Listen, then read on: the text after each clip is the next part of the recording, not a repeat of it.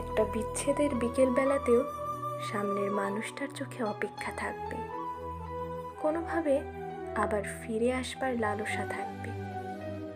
এটাই তো স্বাভাবিক। মানুষ ভালোবাসলে গাছ হয়, একে অপরের বুকের জমিনে অবাধ শিকড় ছড়াতে থাকে। তাই উচ্ছেদ হয়ে গেলেও শিকড়ের একটা অংশ কোনোভাবে ঠিক আটকে থেকে যায় পাঁজরের ফাঁকে, যা আমাদের অহেতুক কষ্ট দেয়, বারবার উপলব্ধি করাতে থাকে কিছু একটা কম থেকে গেল বুঝি বেঁচে থাকায়।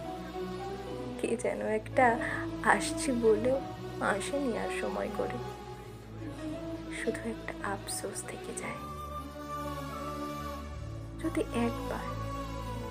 যদি একবার ওকে খুব শক্ত করে জড়িয়ে ধরে শেষবারের মতো বলতে পারতাম, আমার তোমাকে ছাড়া থাকতে খুব কষ্ট হয়। কিন্তু কই, বলে উঠতে পারলাম কি?